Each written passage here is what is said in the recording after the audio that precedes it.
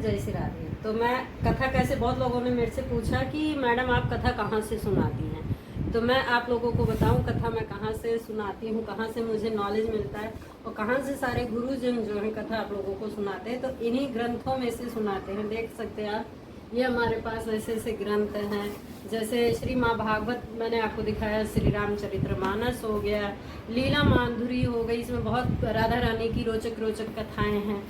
और इसी तरह से कहते हैं ना, सुखी जीवन सूत्र हो गया, सब चीज़ों का हो गया। बहुत सी ऐसी किताबें हैं, शिव पुराण वगैरह हो गई, ऐसे गर्ग संहिता वगैरह हो गया। तो इन्हीं सब चीज़ों में आप एक बार मेरी ग्रंथ देख सकते हैं। इस तरह से मैं इन्हीं सब में से कथा आप लोगों के साथ शेयर करती हूँ, ऐसे वीडियो बनाती हूँ, फिर शेयर करती हूँ और फिर एडिटिंग वगैरह करके इस तरह से आने वाले टाइम में मैं और अच्छा करने की कोशिश करूँगी कि मैं और अच्छा जो है वीडियो को बनाऊं और भागवत जो है पूरे सब जगह प्रचार करूं। इसी तरह से आप लोग जो है वीडियो को देखें और कहते हैं ना कि कहीं नकल करने की ज़रूरत नहीं है। हमारे हिंदू धर्म में इतने ग्रंथ हैं कि इन्हीं ग्रंथों में से ही सारे गुरुजन सीखते हैं, सब बोलते हैं, वही ज्ञान हमें दिया जाता है। तो मैं हमेशा यही रिक्वेस्ट करती हूँ कि आप लोग कहीं ज्ञान अगर लेना है तो इन्हीं सब भगवान की किताबों में ही ज्ञान रखा हुआ है और इन्हीं से ही हमें ज्ञान मिलता है। तो कहते भागवत नवनीत में ऐसी ऐसी रोचक रोचक कथाएं हैं कि जो ऐसा लगता है जैसे अनसुना है, लेकिन जब वो कथाएं सामने प्रकट होती तो लगता है हाँ ऐसा भी हुआ है।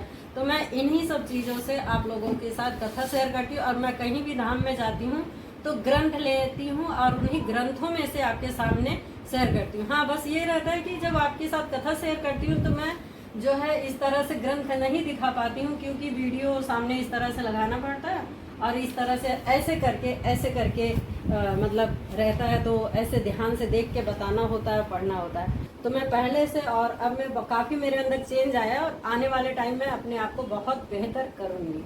तो मेरी आप सबसे यही रिक्वेस्ट है कि प्लीज़ मुझे सपोर्ट करें और जितना हो सके मुझे मोटिवेशन के लिए आप लोग प्रेरित करें कि हाँ मैं इसी तरह से और जो है अपने हिंदू धर्म, सनातन धर्म, चाहे किसी का भी धर्म हो, सबका धर्म अपना अपना है और सबको अपने ग्रंथों से ज़रूर जुड़ना चाहिए। चाहे वो हिंदू धर्म का श्री माँ भागवत हो गया, चाहे कुरान हो गई, चाहे कुछ भी ऐसे गुरु नानक जी का हो गया। तो जो भी हमारे ग्रंथों में बातें एक ही लिखी हुई हैं, बस भाषाएं अलग हैं।